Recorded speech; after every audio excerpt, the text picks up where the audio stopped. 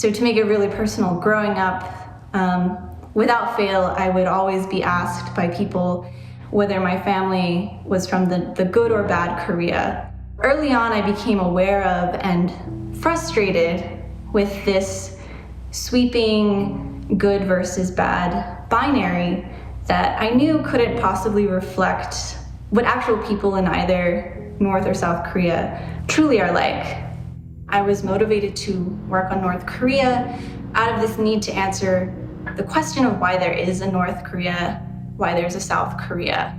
The major turning point for me was when the news first broke that the previous North Korean leader, Kim Jong-il, died, and he would be succeeded by his son, Kim Jong-un, who at the time and is currently not that much older than me. So at the time, I was really interested in what this sudden generational shift in North Korea could mean, not only for the Korean Peninsula, but for US and North Korean relations.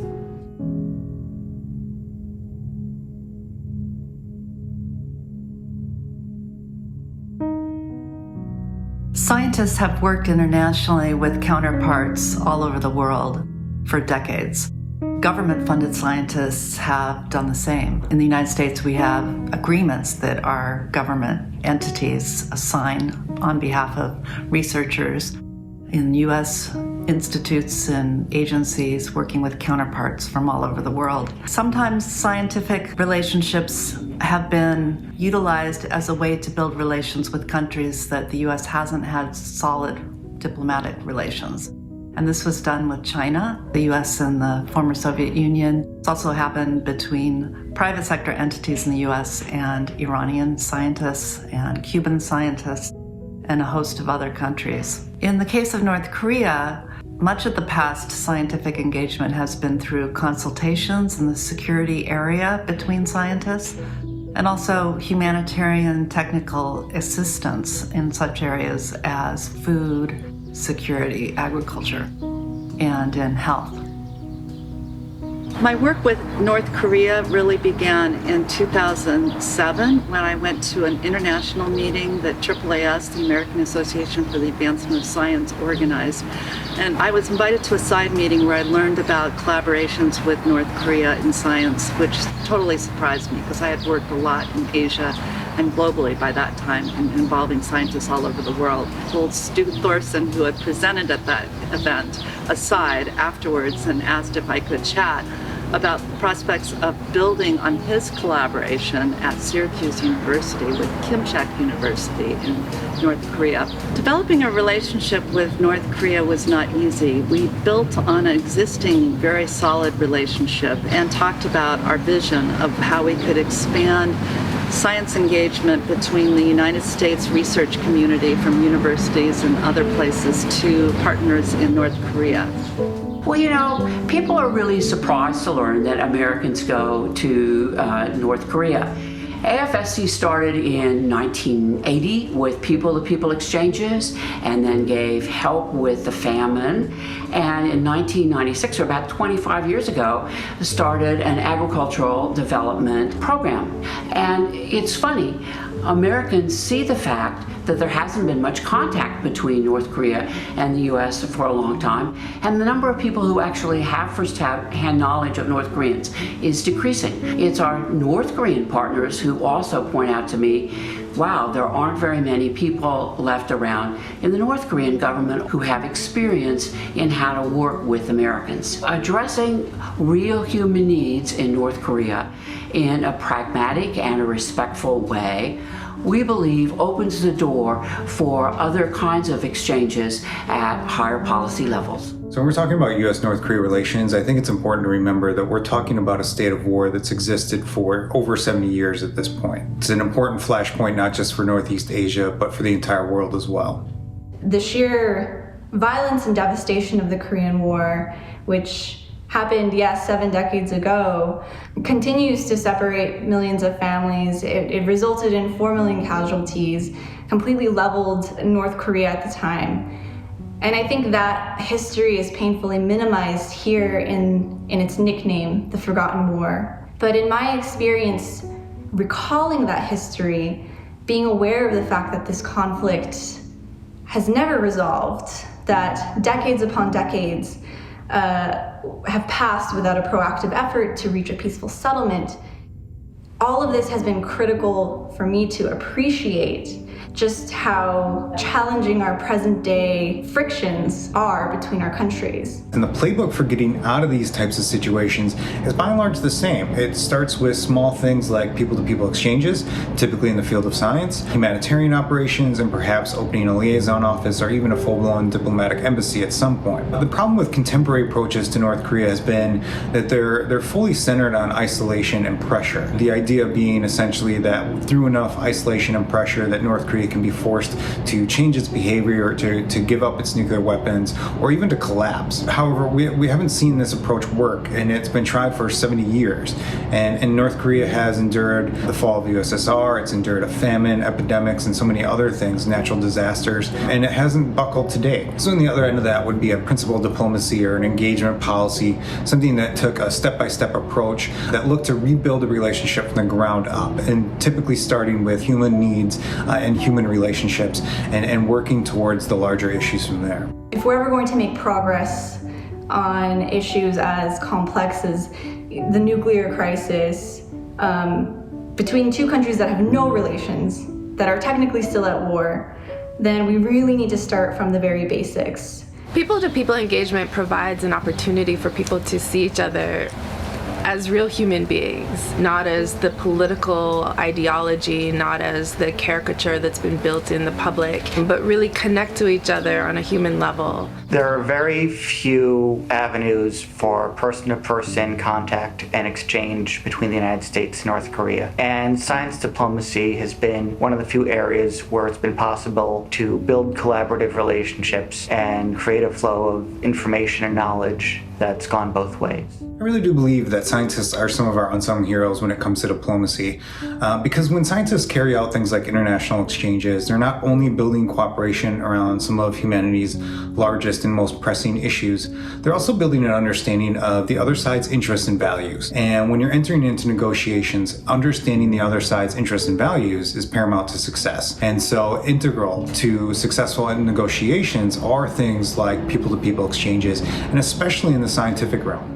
A few years ago, AFSC did an informal survey with our partners and people we do, asking them if they would be willing to study outside the DPRK, and particularly if they'd be willing to study in the US. And overwhelmingly, the answer we got was, if it's important scientific research, if it's of value to us, then we would go anywhere to study, and we would take any opportunities that we can get.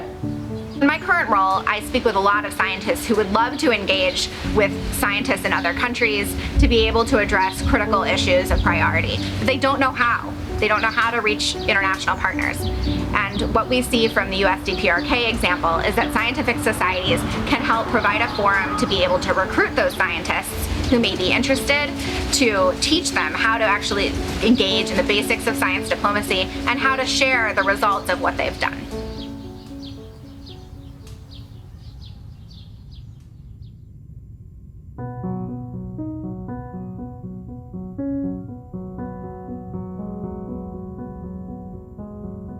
The vision of the consortium was really to try to find ways to engage the U.S. and North Korean scientific communities in peaceful, non-nuclear areas of research that could be mutually beneficial.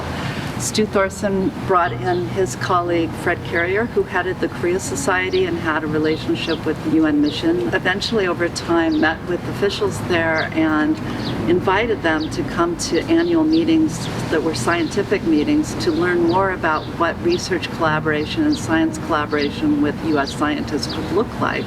The vision was to have university-to-university engagements where you could potentially have not just exchanges, but actual research collaboration and joint publishing. In North Korea, science is driven by national priorities. Cyber weapons, cyber security, that's pretty much off limits to Western collaboration Areas that are open for collaboration are ecological restoration, trying to restore North Korea's forests that were damaged, especially during the famine years of the 1990s. Fisheries, developing renewable energy. In those areas where collaboration is possible, I think it's really important to try to seize the window of opportunity.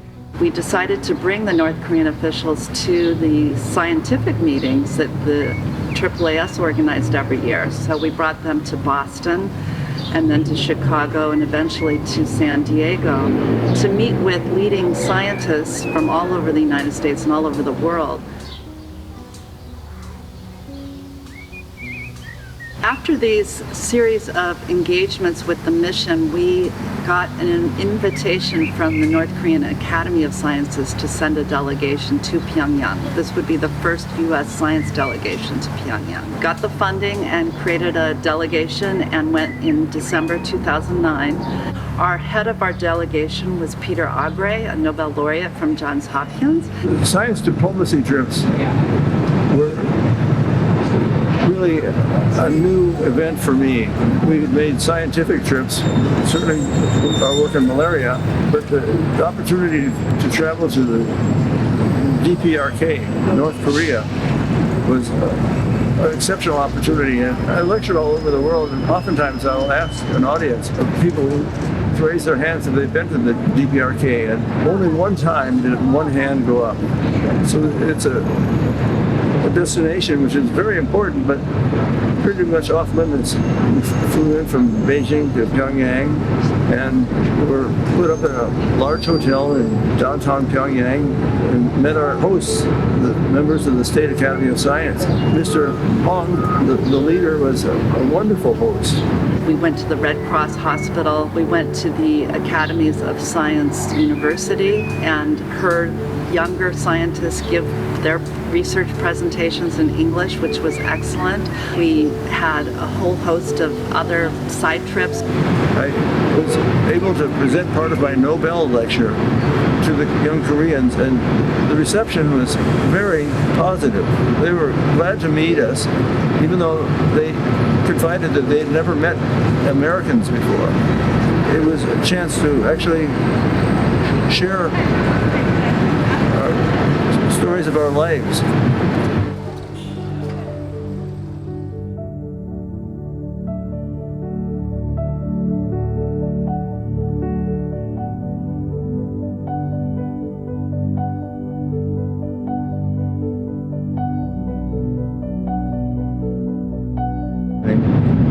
And the final dinner of our consortium visit, the Vice President of the State Academy of Sciences was our host, and I felt compelled to give him the most precious gift I felt I could give, and that was the tie I wore when I presented the Nobel address in Stockholm, and asked him to give it to the first member of his country, DPRK, who will win a Nobel Prize. And we know this will happen sometime in the future.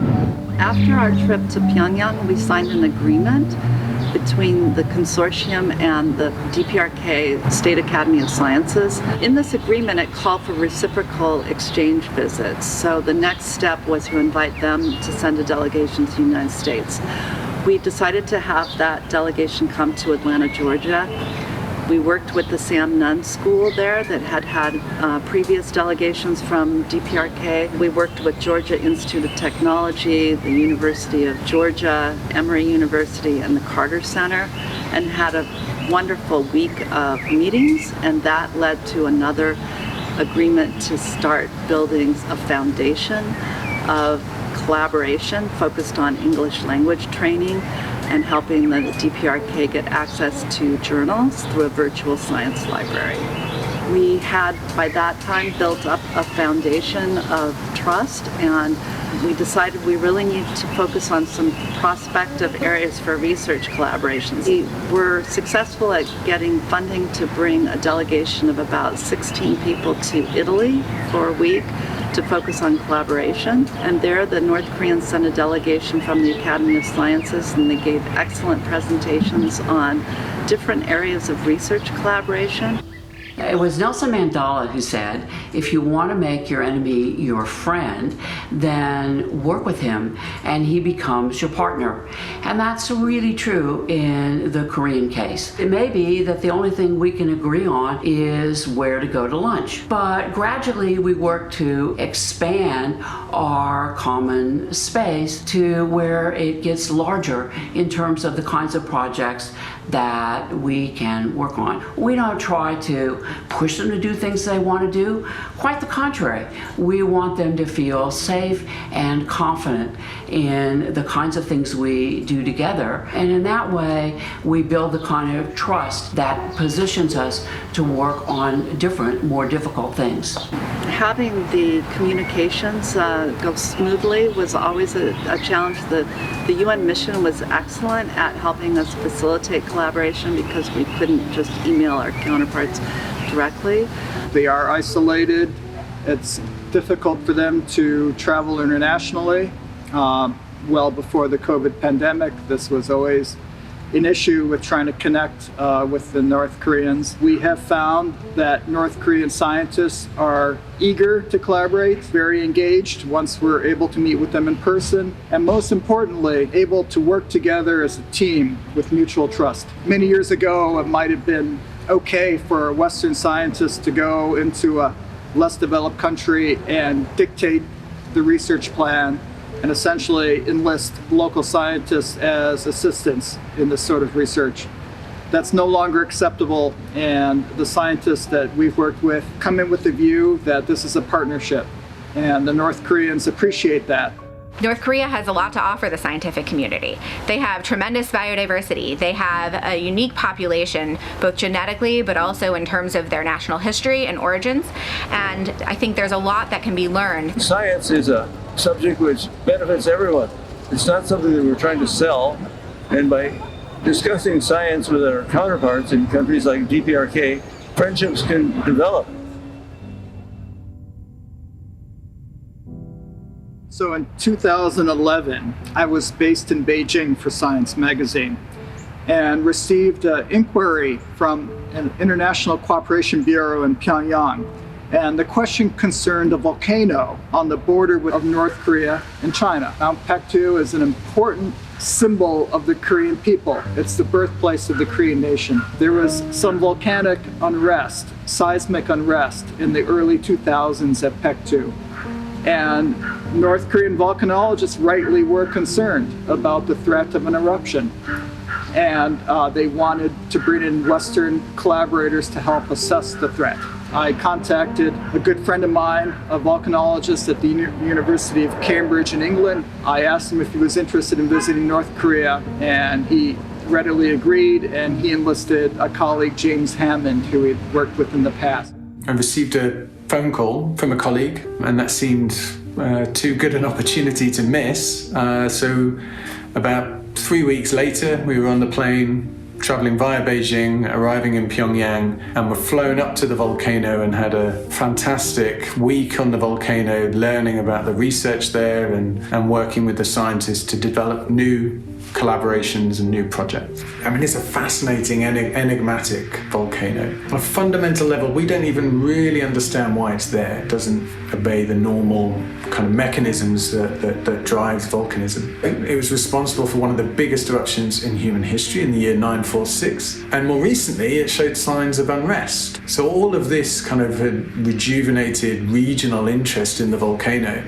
And internationally, amongst volcanologists, half the volcano is in DPRK, half of it is in China. So as scientists, we want to study this as one complete system. And so working together, this is the first paper that had done this as a cross-border multinational collaboration. What makes it a good example of science diplomacy is it's a curiosity-driven project. It's a project where both the Western scientists and the North Korean scientists are curious about what is the answer to a question. And the question is, what makes Mount Paektu such a powerful volcano? It's important for the protection of the population, but it's also of basic research interest to learn more about the volcano. Trust between us and our DPRK partners was an issue earlier on. I think back to A more recent meeting we had at the Royal Society where one of our DPRK partners raised in a meeting that we lacked that trust early on, just simply because we didn't know each other. A lot of what we talked about was done through translators, and when you're talking about quite very technical topics, getting those information across can be difficult. But that got better over time as we got to know one another. As we deliver on promises such as having research visits to London, such as jointly publishing papers together, it meant we can establish that trust. And that means we're doing much more ambitious projects now than we were initially. Really, we were hugely reliant and grateful for the US DPRK Scientific Consortium, who laid the groundwork for building that trust. And so it really allowed us to hit the ground running with our projects.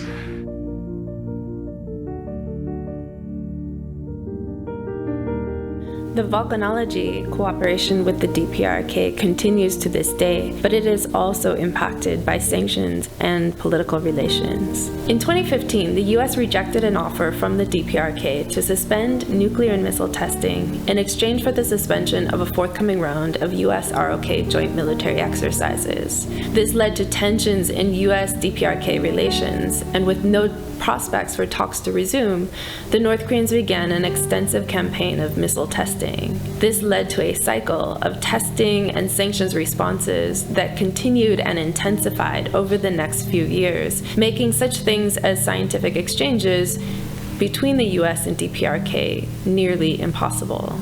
The final activity of the US DPRK Scientific Engagement Consortium was an English language workshop that was held in 2014 in Dalian, China.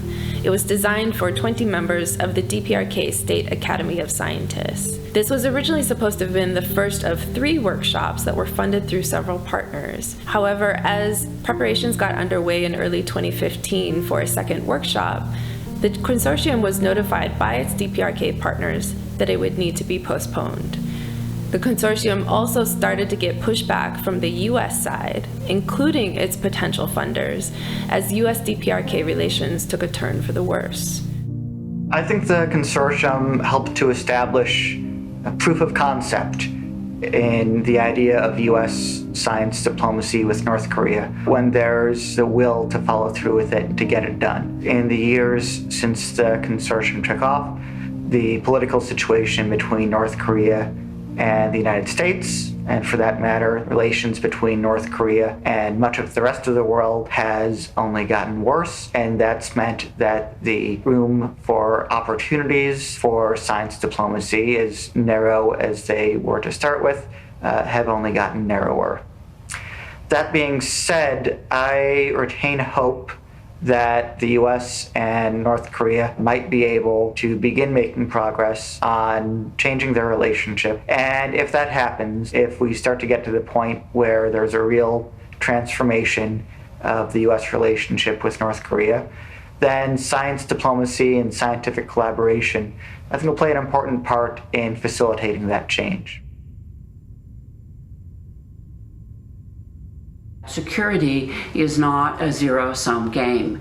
And in fact, one of the most important lessons, I think, of COVID is that really we're only as safe as the weakest among us. The COVID-19 pandemic has really shown how risky it is to keep entire populations vulnerable. And the fact that one vulnerable population is not just a threat to the country itself, to the region, but to the entire world. And so a vulnerable population anywhere is a national security threat to the United States as well.